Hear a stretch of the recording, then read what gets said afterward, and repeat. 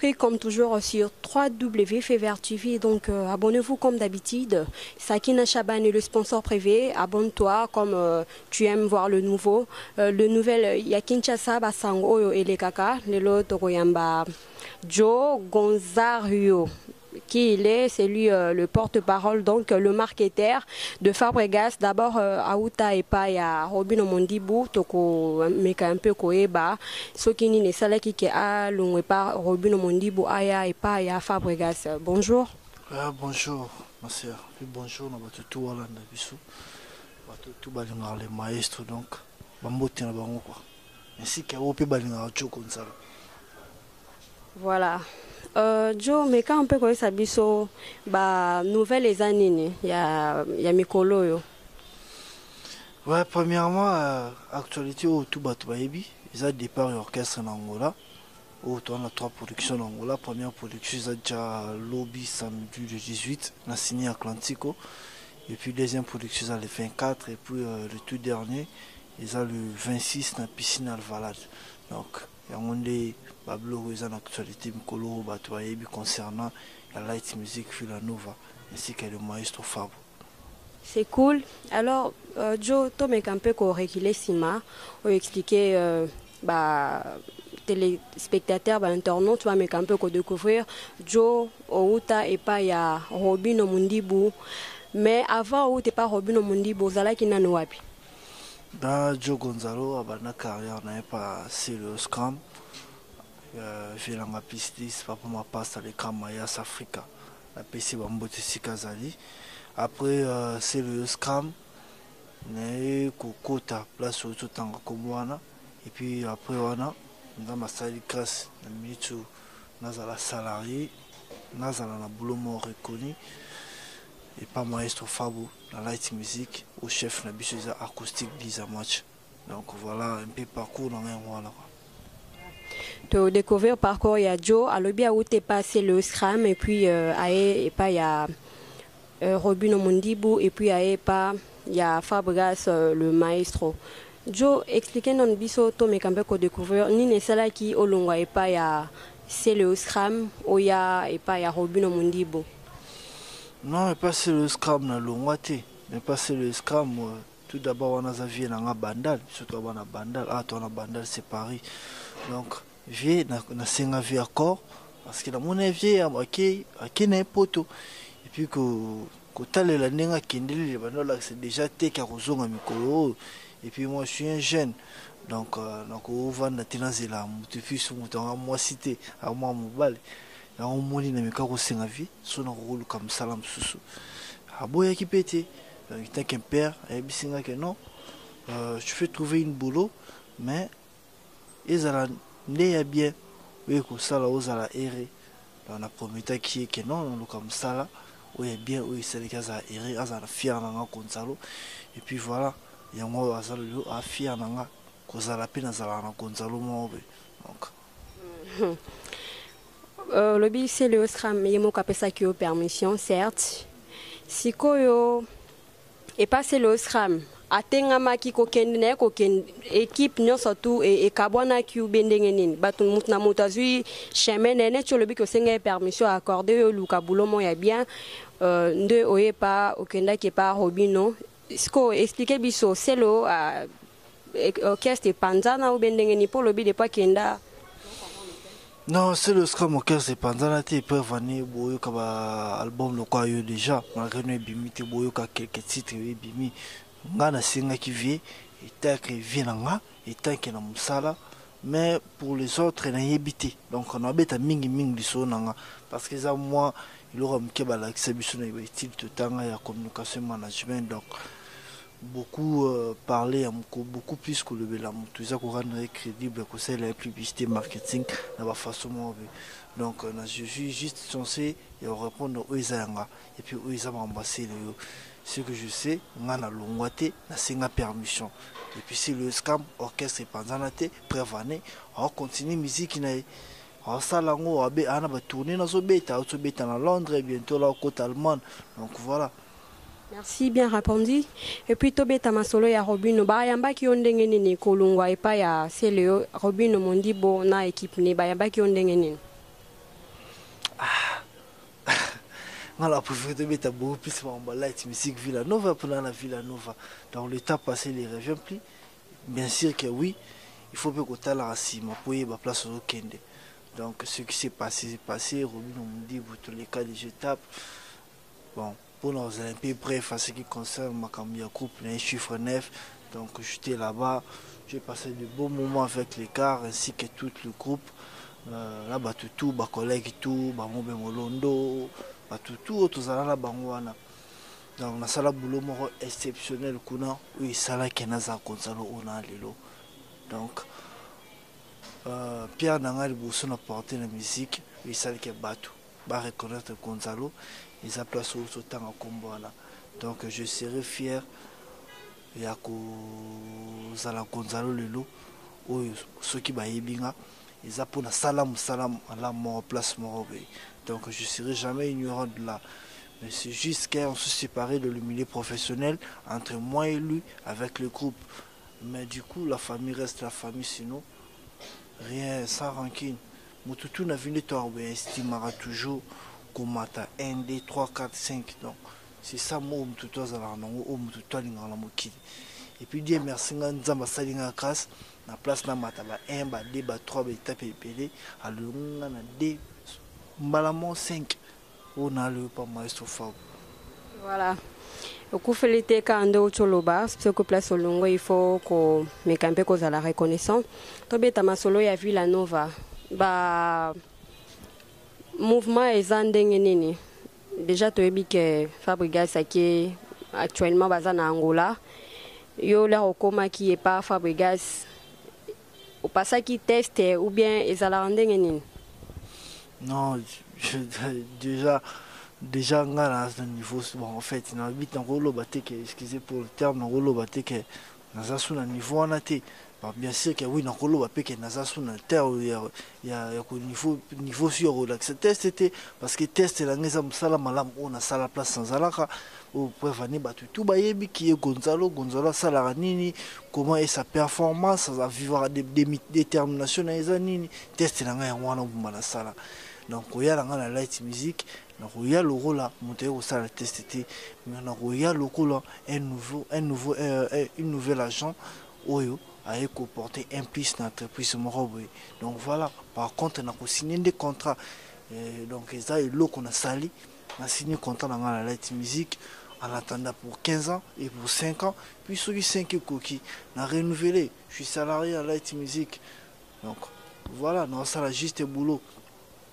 Au moni biso tourne tout ça là vie étape par étape tous les cas d'étape moi au c'est le comment pour un sentiment batu ba mona yo no ça musala be bala na na TV et ça lo bien deuxième étape ils a suivi comment que batu baye bayo au comment na succès et puis troisième étape ils a sous wana teta ngoyebi et comment rasiko yo ofo comment relier la oyo tout zo sacrifier wana mutu ki wana tout. Il y a une étape à mon avis, surtout dans le domaine où il m'a tout ça là. Koluka bamona ko ça bien ah bamona nga ah des succès baye banga Gonzalo 3 oui dans le kito na bana luka sur comme funa banolé lango. Donc je suis un père de famille nana moi nanga na 9 ans. On est responsable nana ndaku nanga na vanda donc voilà. Et c'est nga siko musala ou na salaka na je lango le foot. Certains belletés na salle la mutumo par plaisir il ça là est bien mais nga batu ba mona nga mais c'est les marketeurs ne ba benga et puis ensuite 0 na 0 non on est bien tata na mission nzambe ça bien té on a bien merci pour nzambe alors on linga na Mazda comme singa na Range Rover voilà neti ba salaire combien oyo ozwaka pe na place oyo uta balance que ça la ndenge nini monsieur place na uta na salaire te ah les premiers salaires na premier contrat na vie yango na celle la Villanova. OK c'est quoi tes impressions lorsque mimo na kozo pratiquer métier oyo ba sentiment na ezakani en fait, mon sentiment est à la race ensemble, ça va bien. Et puis ceux qui n'ont pas que parmi les bateaux, apporter un plus dans la salle, on a pu ça. Donc, il y a un sentiment.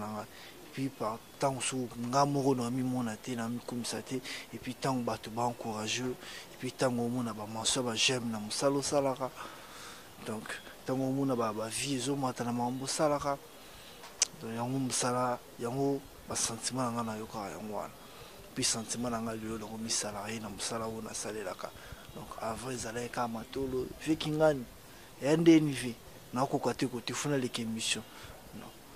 Mais Dieu merci ça dit que non, Nzamba ça dit que non, le les a sous bon côté.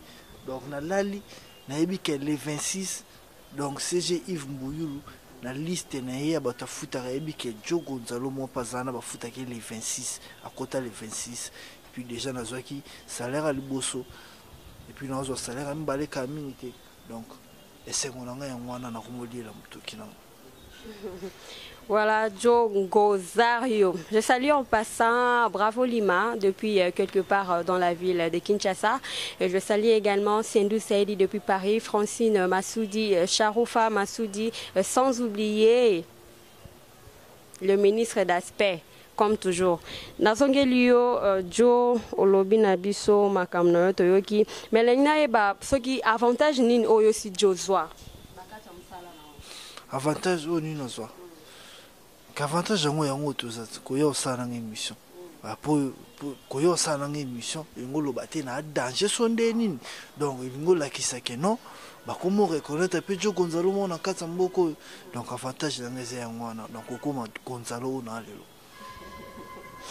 OK, Joe Gonzario okita et pas ya Robino oye pas ya Fabregas mais ndenge toyokaka biso tozana biso toyoka yoka mais photo tuna mingi photo za la confirmation. Il paraîtrait que nasima ya Robino ezana ya moko mutu moko atindaka ye a menacé ou soit abwakila le maestro ba jeton là yo komaki kuna et ça la bango pas cité. Ah déjà dans roloba que bon bien sûr que oui, il faut la mamoutou, bateau ça la place dans la salle, mais beaucoup plus nga égoïste, na la ndelara ou nga salara. Na roya place pour toi 10 travailleurs tout ça là, ça là bon 10 ans où tu le belango le te ngamo na tala ngena ngamoko. Na pesa ba performance na nga ba détermination na nga na ndenge ya kingamoko. Soki na bina cheke to komi 4 8 na kumubanga na umusala ke na kumucheke yende mutazali boso na biso deja nga na tchana mutu na ngate mutu bitela za boso nga na moni ga na zanga moko puis déjà na tire au fin ezangati parce que bato balanda biso zaka basi ya poto te oto lukaka ba masa poto te to lukaka donc ba grand garçon basa ba otala biso ba leki ba mama ba papa donc amona ngai na ye na vani na bandi papa nani zéro romona buena boy tout les kio non je passe le temps tana ngeza musala o na salaka vraiment ofinga eza na tinga ngate même ta place na zalaka ezate ke na banda ofinga te pona yeba ke na côté pas maestro non les éducation au nazwa et pas na biso au papa la maman biso pesanga au pe depuis une fois moi na ngai bisanga talanga na émission donc par là nazwa conscience que ya kofinga te to il y a autant déjà comme tout le monde na TVT on a ça les promotions donc la salle la promotion la publicité il y a produit nanga on a ça la pas naï c'est tout le reste donc là na habité so histoire les grandes tondeni donc pour janga na ça pas maestro c'est un artiste reconnu déjà l'assassin à membre na because donc il veut payer à l'assassin ba foot qui na because sopi sokoda et banda fonctionner mais banga ba de foot puis na sokoda donc malgré tout c'est compliqué. Voilà, Balubara toujours Namsala et ceux qui n'est sur l'ingrametian, on a tabi sonnet tous les journalistes. Nous avons toujours un mouton auto après saka, to me campé copier, tous à la locale. Si ko yo na métier na yo, ni na nga motivaka yo bien au salam sala locale, ni na nga motivaka yo. Bah en fait, la vie bon, c'est le biso ba ko notre chara que faut comme le roi mutetel. Mais ba comme le roi mutetel, tu peux possible rotikala ou comme le roi mutetel ti. Et mais au moins faut un exemple à suivre wa za bosso na là Rokoma Bongo. Donc, exemple à suivre, c'est Francis Dibaya, on a PC Bambote Sekazan Angola. Donc, le porte-parole, marketeur, et héritier Watanabe, la team Wata. Donc, on apprécie, c'est lui, Francis Dibaya. Et puis, Trésor Congolo. Bon, voilà. Conseil nini oyo pesa na bato bazalo kwa yo. Baninga na yo ba marketeur po toyebi ba réalité za kebele neti na pesa ka toujours par exemple ya bisto yebi ke ba chroniquer ba comment benga ba msusu ba chronique fois parce que mama belele kana bon wana to tang entre parenthèses siko yo conseil nini pesa baninga bazalo kwa yo ba marketeur. Bon, la plupart des marketeurs sont héros dans l'ombre. Donc la plupart des marketeurs sont héros dans l'ombre. Mais mingi kati il y a autre monde ça les arabes ils ont autre ça là porte-parole donc ça là qui est tous les plus reconnu.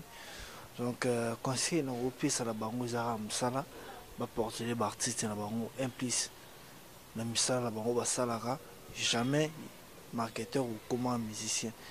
Mais musicien au moins à comme marketeur. Donc tout bas ça rend implice na misala ba salara et ça bien.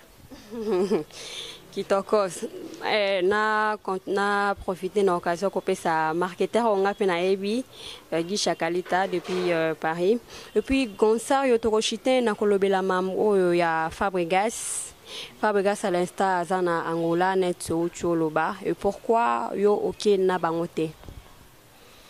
Non, déjà on est tous orchestre Angola ba ke délégation il y a 60 personnes.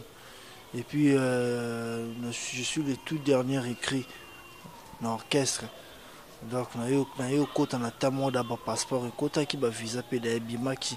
Donc, il n'y avait pas moyen que je sous passeport d'ambassade parce que nous ceci là qui côté je fais déjà 3 semaines depuis notre côté orchestre. Donc voilà, on a été pour boy pour na non. À part ça. On a essayé de faire un passeport en retard. Puis, je suis allé à visa Dubaï. Donc, on a voyagé pour Dubaï début octobre, au plus tard le 5. Donc, voilà pour l'amour. Voilà. Dans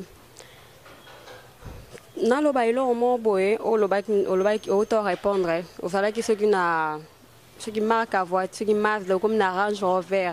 Balobi ya ngwana izo machabat boko ba mtu makasi. Na mbongo ya Fabregas mutasombelio yango. Te na lobi te ke na komonza na bana okuma Mazda na okuma Range Rover. Na lobi ke na bandai ko sa na compagnie o eza lokola na niveau ya Mazda na komosa na compagnie o eza na niveau munene lo wa Range Rover. Donc lo na lobaki yango.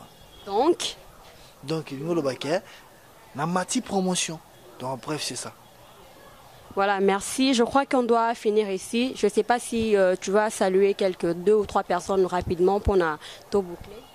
Bah, avant que je chute, après ça va programme en orchestre. Déjà samedi passé, tu étais qui dans Congo central, précisément dans la ville de Matadi. Donc un concert sans banderole, sans publicité, mais ils allaient qui vraiment qui toque. Donc merci d'avoir nature à Congo central, le maestro Fabo. Bobeta qui na Congo central. Bah pas faisait combien? $10. Bah mbe bino ndenge ni poto bike bala Congo central ba onde baza suka. Ce qui mi semora komi kuna donc bachara nyonso ya bangonje pona ba ko participer. Bah mbe ki bino ndenge nini? Donc tu bete concert sans banderole, sans publicité pour te causer coup de fil et contrat avant 2 jours. Donc tu as un coup de fil jeudi, tu bêtis samedi. Donc ils allaient les gars qui vraiment qui sont impeccables. Donc merci d'abord tu as Congo central. Puis directement quand tu bêtis qui samedi, dimanche première délégation. Les autres qui c'est là à Luanda, au Bakoma qui lundi. Et puis dernière délégation c'est qui a Yemoro maestro Fabo. Il y a quelques chroniqueurs et journalistes, le mois qui Kinshasa lobby. Puis déjà Bakomaki. Puis première production na biso déjà samedi le 18 na signé Atlantico. Donc biso tout le monde dans l'étape à concert donc biso commandé spectacle. Et puis deuxième spectacle na biso ils ont les 24 na ville ya Soyo pour la toute première fois les maestros Fabo na ba poulet na tout. Il y a Light Music Villanova, Bagnata Ville ya Soyo. Et puis pour en finir concert de revoir Angola. Ils ont le 26 na piscine à Valade. Donc on est ça programme où tous en Angola. Et puis quand on a biso Angola le 26, ils ont pour Rokota Luanda ils ont pour Rokota Mwanda pardon. Na Mwanda to rebeta le 28. Le 28 pour na Mwanda déjà na Rasiribino le maestro Fabre Zalana pour le 28 na Mwanda. Et puis le 1er septembre artiste le maestro Fabo grâce à Rosavol pour na Rokenimboka ya Suisse place à invité spécial na cérémonie à Miss Suisse 2018. Et puis à part ça très bientôt sur le marché l'album Cible face au maître prévu pour 2019. Donc en attendant de consommer titre promotionnel Autocheli Bango le roi Baozana et puis les tout derniers Bima passage dans ce locolo. Donc l'autre penser à battre donc Basilara Cible face au maître en collaboration avec Light Music Villanova. Bon ça n'a jamais décidé. Puis ce qui pour nous bateau tout balimba poser un conseil à le révéler donc on va contacter dans la plus 243 84 033 69 96 plus 243 84 033 69 96 tout soit communiquer dans les réseaux sociaux na compte Facebook ça Joe Gonzalo Maestro page Facebook ça Joe Gonzalo Monsieur le marketeur Instagram Joe Gonzalo Monsieur le marketeur Snap Joe Gonzalo 84 et puis na les réseaux sociaux sont toujours disponibles donc opérationnel na raté donc mamote la ngana pesa na Doug Dinika les pouvoirs Yannick Makangila Yaya héritier Pichu Boussole héritier Sinamo FBI ya Doudou sa grand frère à moto Dr Patrick Petit David Elutete gars show de best man maître Lo Wadje Junior Mukuna maître Toro Alain Moussike Ndongo Swagman donc puis bateau tout balinga Joe Gonzalo quoi. Cool, voilà. C'est parti qu'un deux tozo qu'on s'est séparé dans l'émission oyo balobi mona mke maele belé mukuse de la presse na bino yo kandenge bolingaka nazo saluer Mireille wana mama batoto mama Safi nazo dédié bino na émission oyo. Abonnez-vous comme d'habitude, abonnez-vous Sendou Saïdi Nassor Batande, abonnez-vous comme toujours na vos sanité les grands caméramens Babou pour continuer. Voilà, merci beaucoup.